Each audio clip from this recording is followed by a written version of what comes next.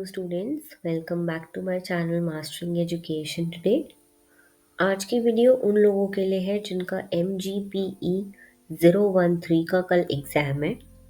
इस वीडियो में हम लोग टॉप 10 मोस्ट इम्पॉर्टेंट क्वेश्चंस देखने वाले हैं और ये कुछ ऐसे क्वेश्चंस होने वाले हैं जो पिछले 10 साल के पेपर में बहुत बार रिपीट हुए हैं।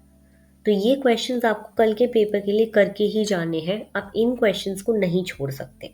ओके, यहाँ पे हम लोग क्वेश्चन डिस्कस करेंगे, साथ ही साथ मैं आंसर डिस्कस करूंगी बहुत सिंपल लैंग्वेज में ताकि आपको समझ आता है साथ साथ। ओके, तो चलो स्टार्ट करते हैं क्वेश्चन नंबर 1 से। क्वेश्चन नंबर 1 आपसे पूछ रहा है examine Gramsci's notion of civil society. Okay, very important question because आपका पेपर आप देख सकते हो पेपर बेस्ड है civil society, political regimes and conflict पर। तो ये क्वेश्चन बहुत इंपॉर्टेंट हो जाता है। सबसे पहले हम बात करते हैं एंटोनियो ग्राम्सी की। ग्राम्सी जो थे ये एक मार्क्सिस्ट थिंकर थे।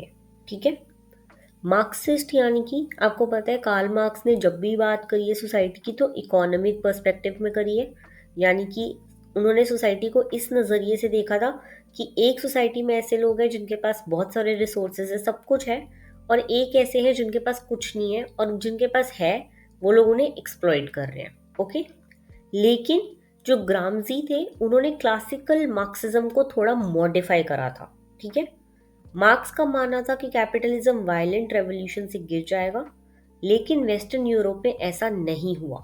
ओके, तो ग्राम्सी ने पूछा अगर एक्सप्लॉइटेशन है तो फिर रेवोल्यूशन क्यों नहीं आ पा रहा अभी तक। ठीक है, इसका आंसर उन्होंने खुद ही दिया सिविल सोसाइटी के कॉन्सेप्ट के थ्रू। ओके, बात समझ आई कि मार्क्स जो थे उनका जो पॉइंट ऑफ व्यू था उसको क्वेश्चन करा ग्राम्सी ने और फिर उसी को क्वेश्चन करते हुए आंसर प्रोवाइड करा है। ओके, अब हम देखते हैं ग्राम्सी का स्टेट का आइडिया क्या है। ओके, किस चीज को वो स्टेट कहते हैं। इनके अकॉर्डिंग स्टेट का मतलब होता है political society plus civil society. अब पॉलिटिकल सोसाइटी में आपके आ जाते हैं गवर्नमेंट, पुलिस, आर्मी, कोर्ट्स, ये सब, और सिविल सोसाइटी का मतलब होता है school, media, political parties, cultural organisations, ये सब। ठीक है, ग्राम्सी कहते हैं कि पावर सिर्फ फोर्स से नहीं चलती बल्कि कंसेंट से चलती है। Very very important thing that is said bye Gramsci, यानी कि आपके ऊपर कोई पावर थोपता नहीं है, आपको फोर्स नहीं करा जाता उस चीज को फॉलो करने के लिए, आपका खुद का भी कहीं ना कहीं कंसेंट होता है कि हाँ मैं इस चीज को फॉलो करना चाहता हूँ। ओके, तो ये होती है स्टेट उनके अकॉर्डिंग। अब बात करते हैं इसी में civil society as the sphere of hegemony, यानी कि सिविल सोसाइटी और हेजेमनी क्या होता है। सबसे इंपॉर्टेंट कॉन्सेप्ट आ जाता है यहाँ पे हेजेमनी का। हेजेमनी बहुत इंपॉर्टेंट वर्ड है, अलग से भी क्वेश्चन आ सकता है, तो इसको आराम से समझना। ओके, हेजेमनी का सिंपल मतलब होता है जब रूलिंग क्लास के आइडियाज नॉर्मल और कॉमन सेंस लगने लगते हैं, यानी कि एक ऐसी क्लास जिसके पास पैसा है, एक ऐसी क्लास जिसके पास रिसोर्सेज है, उनके आइडियाज हमें नॉर्मल लगने लगते हैं कि हाँ ये तो होता ही है ना, तो ये चीज़ हम फॉलो करेंगे। जैसे कि क्या आइडियाज होते हैं उनके उनके आइडियाज होते हैं सिस्टम ऐसा ही है, यानी कि अमीर अमीर होएगा, गरीब गरीब होएगा, तो ये सिस्टम जब वो कहेंगे ऐसा ही है तो हम लोग एक्सेप्ट कर लेंगे। ओके, तो गरीब अपनी मेहनत नहीं करता, जो हम लोग गरीबों को देखते हैं तो हम कहते हैं ना कि यार ये मेहनत नहीं करता इसलिए पैसे नहीं कमाता, तो वो चीज़ वो खुद भी एक्सेप्ट करने लग जाते हैं। ठीक है, ये सब आइडिया सिविल सोसाइटी के थ्रू लोगों के दिमाग में डाले जाते हैं। Education, media, mass media, religion के थ्रू ये आइडियाज डाले जाते हैं बेसिकली। ओके, इसलिए सिविल सोसाइटी न्यूट्रल नहीं होती, वो पॉलिटिकल होती है। ओके, नेक्स्ट इसमें आ जाता है कंसेंट वर्सेस कोerशन। देखो, कोerशन का मतलब होता है पुलिस, लॉ, पनिशमेंट, जब हम कोई चीज फॉलो कर रहे हैं पुलिस, लॉ, इन सब की वजह से। और कंसेंट होता है आइडियाज, कल्चर, हम लोग कोई चीज वैल्यू है, कोई नॉर्म है, कोई ऐसी चीज है जो हमें बड़ों ने सिखाई है तो हम वो फॉलो कर रहे हैं। Okay, modern capitalist society force कम यूज करती है और कंसेंट जो है वो ज्यादा यूज करती है।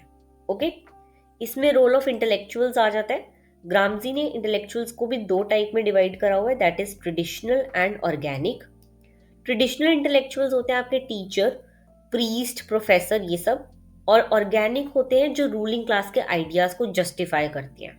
ओके, रूलिंग क्लास अपनी आइडियोलॉजी को बचाने के लिए ऑर्गेनिक इंडिविजुअल्स बनाती है, ऐसे लोग बनाती है जो उनके आइडियाज को जस्टिफाई करें। ये कोई भी लोग हो सकते हैं, कोई प्रीस्ट हो सकता है, कोई पॉलिटिकल लीडर हो सकता है, कोई टीचर हो सकता है, कुछ भी।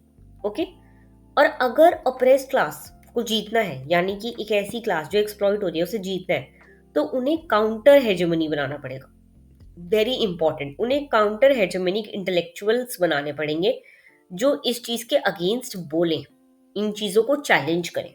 ओके, अब रेवोल्यूशन का अगर हम आइडिया देखें, ग्रामजी कहते हैं कि एक डायरेक्ट वायलेंट रेवोल्यूशन होगा, दैट इज वॉर ऑफ मेनोवर, ठीक है। और स्लो आइडियोलॉजिकल स्ट्रगल को वो कहते हैं वॉर ऑफ पोजीशन। इनका कहना था वेस्टर्न सोसाइटीज में वॉर ऑफ पोजीशन ज्यादा है, ठीक है, स्लो स्ट्रगल है, क्योंकि सिविल सोसाइटी यहाँ पे बहुत स्ट्रांग होती है, जैसे कि हमारी सोसाइटी। ओके, इसके तुम क्लासिक, इसका जो भी है यहाँ पे देखो डिफरेंस बिटवीन लिबरल मार्क्सिस्ट बताया हुआ है, ताकि तुम्हें समझ आ सके कि ग्रामजी कैसे डिफरेंट थे। ग्रामजी के आइडियाज को रिजेक्ट करा गया था बिकॉज ये बहुत ज़्यादा पॉलिटिकली एक्टिव थे, यानी कि दंगे फसाद करवा सकते थे, आइडियोलॉजिकली भी बहुत ज़्यादा थे, और स्टेट को बहुत ज़्यादा सेंटर में रखते थे। ओके, बाकी इसके कंक्लूजन में तुम लिखोगे कि ग्रामजी ने दिखाया कि पावर सिर्फ गन से नहीं बल्कि आइडिया से चलती है। सिविल सोसाइटी वही जगह है जहां पावर बनती भी है और चैलेंज भी होती है। Okay, this is civil society for Gramsci. Easy question, इतना डिफिकल्ट नहीं है, इसे एक दो बार पढ़ोगे आसानी से हो जाएगा। ओके, नेक्स्ट हम आ जाते हैं क्वेश्चन नंबर 2 पे। क्वेश्चन नंबर 2 पूछ रहा है what is global civil society, discuss its philosophical roots, यानी कि ग्लोबल सिविल सोसाइटी होती क्या है और वो कहाँ से शुरू हुई। ओके, पहले हम समझते हैं ग्लोबल सिविल सोसाइटी होती क्या है। देखो, ये एक ऐसी सिविल सोसाइटी होती है जो नेशनल बॉर्डर्स के बाहर काम करती है। इसमें आपके जितने भी इंटरनेशनल ऑर्गेनाइजेशंस हैं वो सब आ जाती हैं, ह्यूमन राइट के ग्रुप्स आ जाते हैं, इसमें एनवायरमेंटल मूवमेंट्स आ जाते हैं, पीस ऑर्गेनाइजेशन, ये सब आ जाती हैं इसमें। Okay, international NGOs basically. अब ग्लोबल प्रॉब्लम्स काफ़ी सारी हैं, तुम्हें पता है, जैसे कि एनवायरमेंटल डिग्रेडेशन, वॉर, पावर्टी, ये सब ग्लोबल जो प्रॉब्लम्स हैं इनको हैंडल करने के लिए ग्लोबल सिविल सोसाइटी बहुत इंपॉर्टेंट है, जैसे कि यूएन वगैरह, ये जितनी भी हैं ग्लोबल सिविल सोसाइटीज़ हैं। ओके, अगर हम ग्लोबल सिविल सोसाइटी का फिर से मतलब देखें तो ग्लोबल सिविल सोसाइटी गवर्नमेंट से इंडिपेंडेंट होती है, इनका गवर्नमेंट से कोई लेना देना नहीं होता, लेकिन स्टेट और इंटरनेशनल इंस्टीट्यूशंस के साथ ही काम करती हैं, और इनका एम होता है जस्टिस, पीस और डेमोक्रेसी को प्रमोट करना। ओके, अब अगर हम इसके फिलोसफिकल रूट्स देखें कहाँ से शुरू हुई है, तो ये स्टार्ट होती है लिबरल थॉट से, क्लासिकल लिबरल थॉट से। जो कॉन्सेप्ट है आपका जॉन लॉक और एडम स्मिथ का। इन्होंने क्या चीज़ें बताई थी इसमें, इन्होंने बात करी थी इंडिविजुअल राइट्स की, वॉलेंट्री एसोसिएशन की, और स्टेट की पावर को लिमिट करने की। ये सब जो है जॉन लॉक और एडम स्मिथ ये इन चीज़ों पे बिलीव करते थे, और ये आइडिया ग्लोबल सिविल सोसाइटी का बेस बना था सबसे पहले। ओके, फिर आ जाता है एनलाइटमेंट यूनिवर्सलिज्म। इस आइडिया में ना ह्यूमन राइट्स यूनिवर्सल होते हैं, मॉरल ड्यूटी सिर्फ अपनी कंट्री तक लिमिट नहीं होती, इंसानियत अपनी कंट्री तक लिमिट नहीं होती।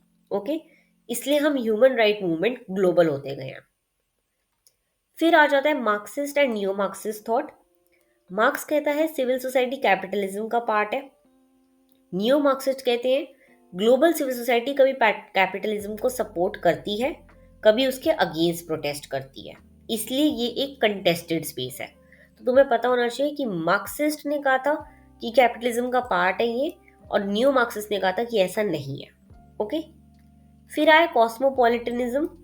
इसके अकॉर्डिंग हम सब वर्ल्ड सिटीजन्स हैं और ग्लोबल रिस्पॉन्सिबिलिटी हम सबकी होनी चाहिए। क्लाइमेट चेंज, रेफ्यूजीज जैसे इश्यूज यहीं से आते हैं, हमारे से। ओके, फिर आती है गांधीयन फिलॉसफी। गांधी के आइडियाज जैसे कि non violence, moral action, voluntary service, ये सब ग्लोबल पीस मूवमेंट्स पर गांधी के स्ट्रॉन्ग इन्फ्लुएंस रहा है हमेशा से। ओके, इसके कंक्लूजन में भी तुम यही लिखोगे कि ग्लोबल सिविल सोसाइटी इम्परफेक्ट है, लेकिन आज के वर्ल्ड में पीस, जस्टिस, ह्यूमन राइट्स के लिए बहुत ज़्यादा इम्पॉर्टेंट है। Okay, very easy. एक एग्जाम्पल लेके चलोगे दिमाग में, जैसे यूनाइटेड नेशंस का, तो तुम इजीली समझ पाओगे इसे। ओके, अब हम आ जाते हैं क्वेश्चन नंबर 3 पर। क्वेश्चन नंबर 3 आपसे पूछ रहे discuss the classical notion of civil society and differentiate between classical and modern views. Civil society में हम ऑलरेडी बहुत बात कर चुके हैं पिछले 2 क्वेश्चंस में। अगर हम फिर से देखें तो सबसे पहले हम ना क्लासिकल व्यू देखते हैं कि क्या है, बिकॉज वो ज़्यादा इंपॉर्टेंट है। सिविल सोसाइटी की हमने बात कर ली, सिविल सोसाइटी वही होती है जो स्टेट में हो रही है सोसाइटी, ठीक है। यहाँ पे अगर हम बात करें क्लासिकल व्यू की, तो क्लासिकल थिंकर्स के लिए ना, जैसे कि क्लासिकल थिंकर्स आ जाते हैं एरिस्टोटल, होब्स, लॉकी, ये सब है। क्लासिकल थिंकर्स के लिए सिविल सोसाइटी और स्टेट अलग नहीं थे, यानी कि सिविल सोसाइटी और स्टेट ये दोनों साथ में ही थे। एरिस्टोटल ने कहा था कि उसके लिए सोसाइटी पोलिस है, यानी कि पॉलिटिकल लाइफ और सोशल लाइफ एक ही है, दोनों चीजें सेम है। बाकी हम बात करें हॉब्स की, तो हॉब्स ने हमें कहा था कि सिविल सोसाइटी का मतलब ही स्टेट है, स्ट्रॉन्ग स्टेट जरूरी है ऑर्डर के लिए। जॉन लॉक की अगर हम बात करें तो इन्होंने कहा था सोसाइटी के राइट स्टेट के अगेंस्ट भी होते हैं, और यहीं से जो है ऑटोनॉमी का आइडिया आया था। ओके, फिर हम बात करते हैं हेगल की, बहुत जरूरी है। हेगल ने फैमिली, सिविल सोसाइटी, स्टेट, इन्होंने स्टेट कॉन्फ्लिक्ट्स को सॉल्व करता है, ये सब कहा था कि फैमिली, सिविल सोसाइटी, स्टेट इन सब चीजों को सॉल्व करता है। फिर हम बात करते हैं मार्क्स की। मार्क्स मैंने आपको पहले बताया, सिविल सोसाइटी इकोनॉमिक बेस बताया उन्होंने हर चीज का, और क्लास कॉन्फ्लिक्ट का जो कॉन्सेप्ट है वो दिया है उन्होंने। ओके, अगर अब हम मॉडर्न व्यू की बात करें तो मॉडर्न थ्योरी के अकॉर्डिंग सिविल सोसाइटी स्टेट से अलग होती है, सेपरेट है स्टेट से। ओके, ये एक ऐसा एसोसिएशन है जो खुद बना है, और डेमोक्रेसी और रेजिस्टेंस का स्पेस होता है इसमें। ओके, तो अगर इसका तुम्हें एक डिफरेंशिएशन पूरा देखना है तो तुम यहाँ से देख सकते हो, बहुत इजीली समझ सकते हो। बाकी कंक्लूजन में तुम यही लिखोगे कि क्लासिकल व्यू में सिविल सोसाइटी स्टेट के साथ थी, और मॉडर्न व्यू में सिविल सोसाइटी स्टेट को क्वेश्चन करती है। Okay, easy question. नेक्स्ट हम मूव करते हैं analyse question number 4। Analyse Gandhi's views on civil society, swaraj and rejection of an all powerful state. Very very easy question. अगर पेपर में आता है तो ये जरूर लिख कर आना, बिकॉज बहुत इजी है, ठीक है। अगर आप लोगों ने पॉलिटिकल साइंस बैचलर्स में पढ़ी है या फिर अभी तक पढ़ रहे हो तो तुम्हें गांधी के बारे में ऑलरेडी पता ही होगी आधी चीजें, ठीक है। एक तो इन्होंने स्वराज की बात करी थी बहुत ज्यादा, सबसे पहले तुम्हें गांधी में यही लिखना है। देखो, स्वराज इनके लिए क्या था, सिर्फ पॉलिटिकल फ्रीडम नहीं है, स्वराज मतलब सेल्फ रूल, सेल्फ डिसिप्लिन, तुम्हारी एक मॉरल रिस्पॉन्सिबिलिटी की बात हो रही है, और एथिकल लाइफ की। ओके, अब अगर हम बात करें तो गांधी जी के लिए सिविल सोसाइटी क्या थी। गांधी कहते हैं कि सोसाइटी स्टेट से ज्यादा पावरफुल होनी चाहिए, civil society. Okay, voluntary service होनी चाहिए, यहाँ पे जो हम काम कर रहे हैं वो हम खुद कर रहे हो, ट्रूथ और नॉन वायलेंस पे बेस्ड होनी चाहिए सोसाइटी। ओके, उसके बाद उन्होंने रिजेक्ट करा था एन ऑल पावरफुल स्टेट को।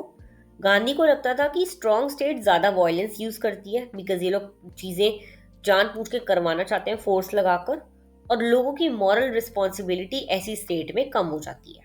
ओके, उन्होंने विलेजेस की बहुत बात करी है, उन्होंने बोला था विलेजेस को सेल्फ सफिशिएंट होना चाहिए, और पावर डिसेंट्रलाइज्ड होनी चाहिए, यानी कि जो पंचायत का कॉन्सेप्ट है हमने उन्हीं की फिलॉसफी से लिया हुआ है। ओके, इसके कंक्लूजन में तुम बेसिकली यही लिखोगे कि गांधी का मॉडल एथिकल है, प्रैक्टिकली मुश्किल हो सकता है, लेकिन पीस और नॉन वायलेंस के लिए बहुत रेलेवेंट है। ओके, तुम इसकी क्रिटिसिज्म वगैरह भी लिख सकते हो कि इनको बहुत ज्यादा कहा था कि ये लोग बहुत, गांधी के जो थॉट है वो स्टेट के साथ बहुत ज्यादा इंटरवीन कर रहे हैं, मैच नहीं हो पा रहे कहीं पे, बहुत आइडियलिस्टिक है, ऐसी सोसाइटी बन नहीं सकती जैसा गांधी कहते थे। ओके, नॉन वायलेंस की बात कर देना, सत्याग्रह की बात कर देना, इन्होंने अनटचेबिलिटी को रिमूव करने के लिए बात करी है, प्रमोशन ऑफ खादी, खुद के देश में खुद बनाओ। ओके, ये सब। नेक्स्ट हम आ जाते हैं क्वेश्चन नंबर 5 पे, that is trace the genesis and evolution of peace movement, discuss the role of major peace organisations. Very easy question.